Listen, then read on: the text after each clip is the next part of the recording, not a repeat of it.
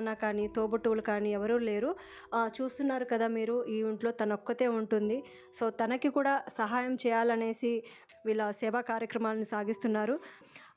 అరుణ గారు, ఇప్పుడు మీరు ఒక్కతే ఉంటున్నారు కదా? ఒక్కతే ఉన్నానండి. అమ్మా నాన్న లేదు, చనిపోయినరు. వీళ్ళు మీకు సహాయం చేస్తున్నారు కదా, మరి మీకు ఎట్లా అనిపిస్తుంది? అంటే వీళ్ళు మంచి పని చేస్తున్నారు, ఇంకా మీలాంటి వాళ్ళకి ఇంకా ఎక్కువ మందికి చేయాలని మీరేం చెప్తారు? ఏదో లేని వాళ్ళకు కొన్ని ఇది ఎట్లాంటి హెల్ప్ చేస్తే కొంచెం ఏదో మనకు సహాయం ఉంటుందని నేను అదే అంటున్నాను. చాలా థ్యాంక్స్ అండి, చాలా ప్రణయ్ సార్కి థ్యాంక్స్. సో అరుణ గారి ప్రస్తుత పరిస్థితి చూశారు కదా. ఆర్థికంగా తను చాలా ఇదిగా ఇబ్బందుల్లో ఉన్నారు. అదేవిధంగా తనకు అంటే తన అయిన వాళ్ళు ఉన్నారు, కానీ ఈ రోజుల్లో ఒకరికి భారంగా మారాలంటే అది మనందరికీ తెలుసు. కాకపోతే ఆవిడ ఏంటంటే ఎవరికీ భారం అవ్వకుండా, దూర బంధువులు చుట్టాలు ఉన్నా కూడా ఎవరికీ భారం కాకుండా ఆమె తన సొంత ఇంటిలో ఉంటూ అంటే తనకు తోచిన విధంగా తనకు ఎట్లా సర్వైవ్ అవుతున్నారో తెలియదు, కానీ బట్ దేవుడు అనేవాడు ఉంటాడు. ఎందుకంటే దేవుడు ఎక్కడో ఉండడు, ఒక మనిషికి మంచి మనసు ఇస్తే ఆ మనసులో దేవుడు కొలువై ఉన్నాడని మనం వీళ్ళ ద్వారా అయితే చెప్పచ్చు. ఎందుకంటే ఇంత బాగా ఇబ్బందుల్లో ఉన్న ప్రజలకి ఎవరికైతే అవసరం ఉందో వాళ్ళకు వీళ్ళు వెతికి మరి నిత్యావసరాలు తీసుకొచ్చి వాళ్ళకు అంటే జీవితాంతం చేయలేకపోవచ్చు, కానీ వీళ్ళ తరపున కనీసం ఒక వారం 2 వారాలు కూడా వాళ్ళు సంతృప్తిగా భోంచేసే పరిస్థితి అయితే వీళ్ళు కల్పిస్తున్నారు. సో కేపీఆర్ ఫౌండేషన్ వారు ఇంకా ఇలాంటి కార్యక్రమాలు, సేవా కార్యక్రమాలు ఇంకా విస్తరింపజేయాలని మనస్ఫూర్తిగా కోరుకుంటూ సో వీళ్ళందరికీ థ్యాంక్స్ చెప్తున్నాం మేము కూడా. సో మానవ సేవే మాధవ సేవ చేయడం వల్ల మనిషి తగ్గిపోడు, గొప్పవాడే అవుతాడు. ముషీరాబాద్లోని వినయ్ గారి వారింట్లో ఉన్నాము. సో ఈరోజు సందర్భం ఏంటంటే వాళ్ళ ఫ్యామిలీ సర్వైవింగ్ కోసం ఏదైతే అవసరాలు ఉన్నాయో నిత్యావసర సరుకుల్ని కేపీఆర్ ఫౌండేషన్ వారు ఇది ప్రజెంట్ వచ్చేసి దీని హెడ్ ఆఫీసు అనంతపురం జిల్లా తాడిపత్రి నియోజకవర్గంలో కైపా ప్రణయ్ రెడ్డి గారు ఆయన సొంతంగా ఓన్గా స్టార్ట్ చేశారు. అసలు ఈ ఫౌండేషన్ గురించి వినయ్ గారికి ఎలా తెలుసు, వీరి సేవలు ఎలా తెలుసు, అసలు వినయ్ గారు కేపీఆర్ ఫౌండేషన్ వ్యవస్థాపకులైన కైపా ప్రణయ్ రెడ్డి గారిని ఎలా సంప్రదించారో అది మనం వినయ్ గారి మాటల్లో తెలుసుకునే ప్రయత్నం చేద్దాం. నమస్తే వినయ్ గారు. వినయ్ గారు, ఇప్పుడు కేపీఆర్ ఫౌండేషన్ వ్యవస్థాపకులైన కైపా ప్రణయ్ రెడ్డి గారు సో ఈ ఫౌండేషన్ను నడుపుతూ వారు సేవలను అందిస్తున్నారు, చాలామందికి వారి అవసరాలను తీరుస్తున్నారు. మీరు ఆయన్ని ఏ విధంగా మీరు అప్రోచ్ అయ్యారు? మేడం, నాకు సోషల్ మీడియాలో KPR foundation Pranay sir call చేశాను. సార్ నేను ఇట్లా 5 years బ్యాక్ నాకు ప్యారలైజ్ అయింది, లెఫ్ట్ హ్యాండ్ లెగ్ ప్రాబ్లము, నాకు ఎలాంటి బ్యాక్ సపోర్ట్ లేదు, నాకు కొద్దిగా గ్రాసరీస్ సపోర్ట్ చేయండి. వెంటనే రెస్పాండ్ అయ్యి నాకు వల్ల గ్రాసరీస్ నాకు హెల్ప్ చేయడానికి వచ్చారండి ప్రణయ్ సార్. వినయ్ గారు, ఇప్పుడు మీరు ఒకప్పుడు చాలా మంచి జాబ్లో ఉండేవారు అనేసి తెలుసుకున్నాం మేము. సో మీరు అంత మంచి జాబ్లో చేస్తున్న వారికి మరి మీరు ఈ పరిస్థితికి మీరు ఎలా హెల్త్ ఇష్యూ వచ్చింది? మేము నేను హోటల్ మేనేజ్మెంట్ చేసి నేను ఒక షెఫ్ ఉండే. నేను ఆంధ్ర అబ్రాడ్లో కూడా చేశాను. నేను గల్ఫ్లో ఒక బీపీ ట్యాబ్లెట్ వల్ల నాకు లాక్డౌన్లో నేను ఒక 1 monthలో హెడేక్ వచ్చి మైగ్రేన్ వచ్చి ఇంట్లోనే మొత్తం అయితే లెఫ్ట్ ప్యారలైజ్ అయిపోయింది. దాని తర్వాత మెడిసిన్స్ అయిపోయింది, మళ్ళీ దాని తర్వాత మళ్ళీ స్ట్రోక్ మీద వచ్చింది, మళ్ళీ యాక్సిడెంట్ అయింది నాకు ఇదే హ్యాండ్ మీద. మళ్ళీ దాని తర్వాత డాక్టర్స్ అన్నారు ట్రీట్మెంట్ ఏం లేదు, ఓన్లీ బీపీ ట్యాబ్లెట్స్ తీసుకున్నాను. బట్ మెయిన్ థింగ్ ఏంటంటే I'm not getting any support from నాకు గవర్నమెంట్ నుంచి. మెయిన్ పెన్షన్ రావట్లేదంటే, నాకు పెన్షన్ లేదు, నాకు జాబ్ లేదు, ఉన్న జాబ్ పోయేది, నేను చేయలేను, డిజబుల్ పర్సన్ని. మెయిన్ ఏంటంటే ఇప్పుడు నా ఒక ఆర్గనైజేషన్ చూసాను సోషల్ మీడియాలో రిగార్డింగ్ కేపీఆర్ ఫౌండేషన్ ఇట్లా ఉంది. దాని తర్వాత నేను అప్రోచ్ అయ్యాను సార్ని. నాకు వెంటనే ఇట్లా గ్రాసరీస్ నాకు సపోర్ట్ చేస్తారు. నమస్తే ప్రణయ్ గారు. నమస్తే అండి. వినయ్ గారు నుంచి ఫోన్ వచ్చిన తర్వాత మీరు ఎలా రెస్పాండ్ అయ్యారు? యాక్చువల్గా వినయ్ గారు సోషల్ మీడియాలో నా నెంబర్ తీసుకొని కాల్ చేయడం జరిగింది. ఫస్ట్ ఆఫ్ ఆల్ ఆ టైంలో ఏం జరిగిందంటే తన బాధలు పరిస్థితులు ఇలాగ నాకు పెరాలసిస్ వచ్చింది, left hand and left leg 2 నాకు పని చేయట్లేదు, నా ఆర్థిక పరిస్థితి కూడా ఏం బాగలేదు, నాకంటూ ఒక భార్య ఉంది, తన పరిస్థితి కూడా ఏం పని చేయలేని పరిస్థితి, కేవలం నన్నే చూసుకుంటూ అంటే ఉదయం నుంచి సాయంత్రం వరకు నా దగ్గరే ఉంటూ దగ్గరుండి అన్నీ చూసుకోవడానికి తనకి టైం ఉండడం వల్ల తను ఏ పని చేసుకోకుండా ఏ పని చేయలేని పరిస్థితి యాక్చువల్ తను. అందుకోసం మీ సహాయం మాకు కావాలి అనేసి నాకు ఫోన్ చేసి అడగడం వల్ల నేను కూడా సరే అనేసి మన టీం సభ్యులు తెలంగాణలో కూడా మనకి టీం సభ్యులు ఉన్నారు యాక్చువల్గా, వాళ్ళతో పాటు నేను ఇక్కడికి పంపించడం జరిగింది. వీళ్ళ పరిస్థితి ఏంటి, ఎందుకు ఇతను ఇలా అయినాడు అనేసి ఇలాగ చేయి కూడా ముడుతూ ఉంటుంది అనమాట యాక్చువల్గా ఇతనికి అని నేను మొత్తం వివరించి ఒకసారి ఎంక్వైరీ చేయడం జరిగింది. వాళ్ళు ఏం చెప్పినారంటే వీళ్ళ పరిస్థితి నిజంగానే బాగాలేదు, మనమైతే వీళ్ళకి సాయం చేయాల్సిందే అనేసి మన శివారెడ్డి అండ్ శ్యామ్లా గారు కూడా చెప్పడం జరిగింది. వెంటనే మనము ఈరోజు మీ ఆధ్వర్యంలో మన కేబీఆర్ ఫౌండేషన్ తరపున వీళ్ళకు నెలకు సరిపడా నిత్యావసర సరుకులు అందించడం జరిగింది. మీ టీం సభ్యుల్ని పంపించి ఎంక్వైరీ చేపించి మీరు వచ్చి ఇలా చేస్తున్నారు. అండి, యాక్చువల్గా మన టీం వాళ్ళని అక్కడికి ఎందుకు పంపిస్తామంటే ఇప్పుడున్న పరిస్థితుల్లో చాలామంది ఫేక్ వాళ్ళే ఉన్నారండి సాయం చేసే పరిస్థితుల్లో. ఇలాగ మనం నీతి నిజాయితీగా సేవా కార్యక్రమాలు చేయాలనేసి మన కేబీఆర్ ఫౌండేషన్ ముఖ్య ఉద్దేశం.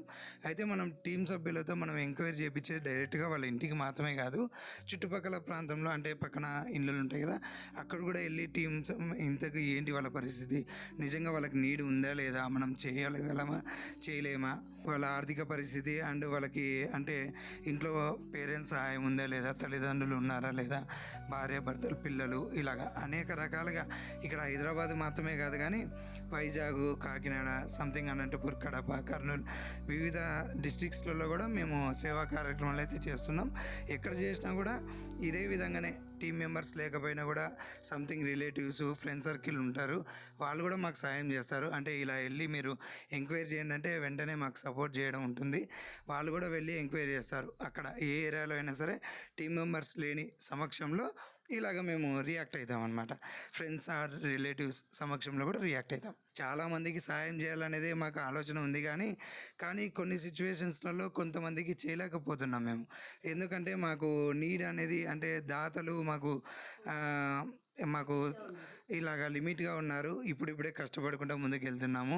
చిన్న చిన్న సాయం ఇట్లా నిత్యావసర సరుకులు కానీ లేదంటే బర్త్డేస్ ఈవెంట్స్ ఉంటాయి, వర్ధంతి అండ్ జయంతి ఈవెంట్స్ ఉంటాయి ఫౌండేషన్ సంబంధించి.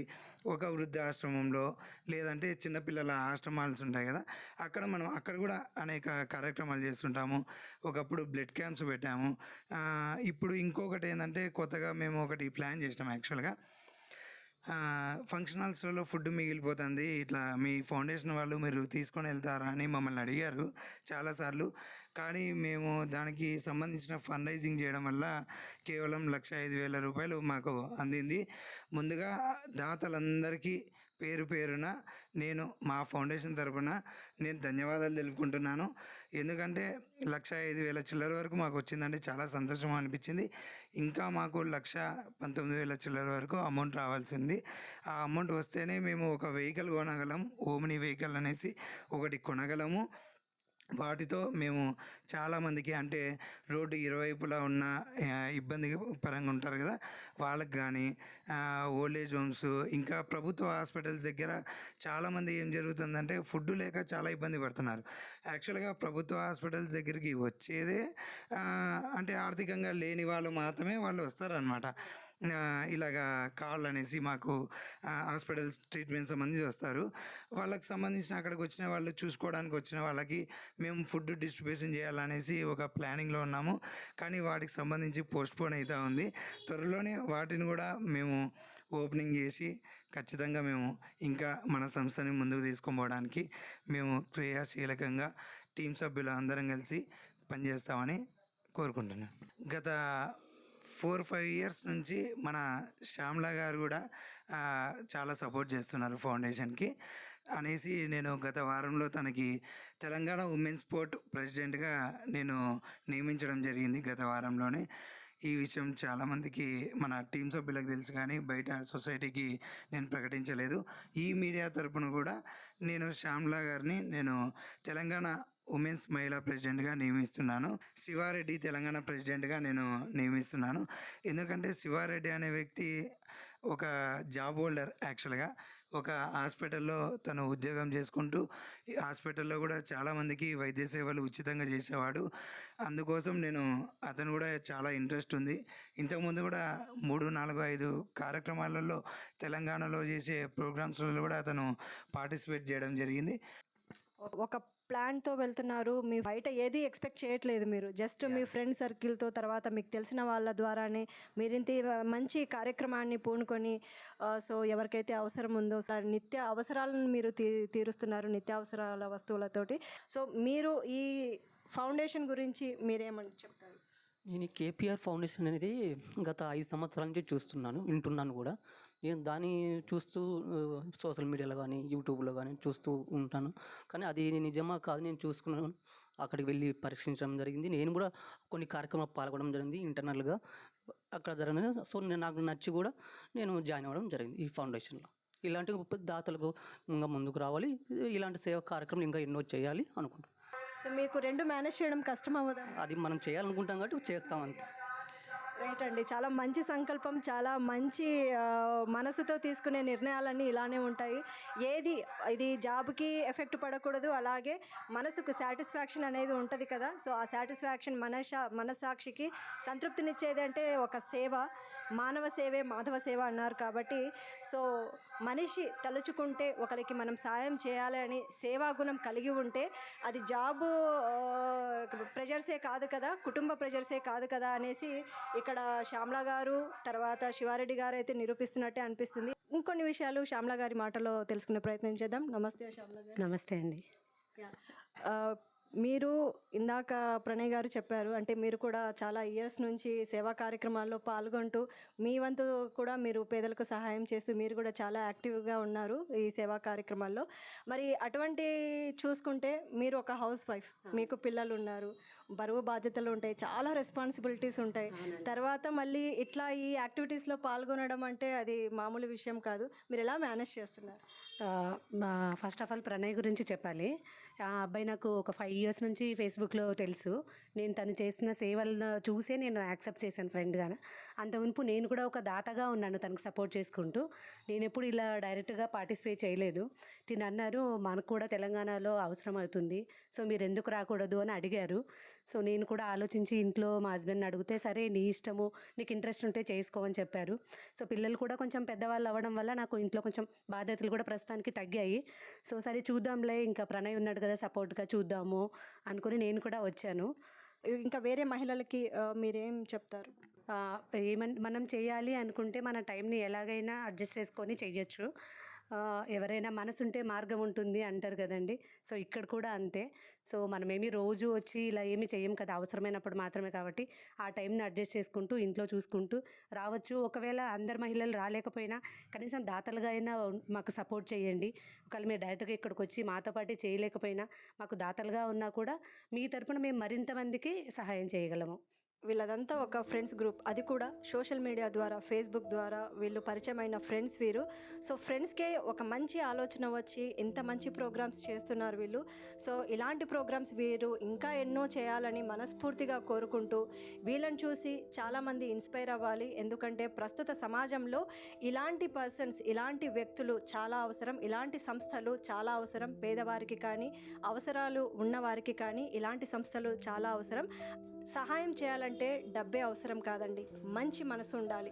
కాబట్టి మంచి మనసున్న వాళ్ళంతా ఇలా ముందుకొచ్చేసి వీళ్ళకు సపోర్ట్గా చేస్తూ, మీరు దాతలుగా అయినా మీరు సపోర్ట్ చేయండి, లేదా టీమ్ మెంబర్స్గా అయినా మీరు సపోర్ట్ చేయండి. ఇంత మంచి కార్యక్రమాలు చేస్తున్న వ్యక్తులకు, ఇలాంటి సంస్థలకు మనం సపోర్ట్ చేయడం ఎంత మాత్రం తప్పు కాదు. సో మనలాంటి వారు ముందుకొచ్చి తర్వాత అందరికీ మన ద్వారా ఒక కుటుంబ పోషణ, అది వారమా నెల అనేది కాదు అక్కడ ముఖ్యం. సో మన మనసు ఎంత మంచిగా ఉంది, మన మనసు ఎంత దయాగుణం కలిగి ఉంది, అనేది మాత్రమే. ఈ మంచి మనసు ఒక కుటుంబానికి ఒక వారం పాటు భోజనం పెడుతుందంటే అంతకు మించి కావాల్సిందేముంది కదా. సో ఎవరైనా మీకు అంటే మీ పిల్లల బర్త్డే కావచ్చు, తర్వాత వర్ధంతులు కావచ్చు, బర్త్డేస్ కావచ్చు, మ్యారేజ్ డేస్ కావచ్చు, అంటే మీ జీవితంలో మీ కుటుంబంలో ఎటువంటి ఒక ఫంక్షన్ అయినా కావచ్చు, ఒక శుభకార్యం కావచ్చు. సో అలాంటి శుభకార్యాలకి మీరు ఏమైనా డొనేట్ చేయాలనుకున్న వాళ్ళు దాతలు ఈ కింది నెంబర్లకు మీరు ఫోన్ చేసి వాళ్ళని సంప్రదిస్తే సో వాళ్ళు ఎవరికైతే అవసరం ఉంటుందో ఆ ఎదురు చూపులకు మన సహాయం అందించే చెయ్యి అవుదాం. Thank you.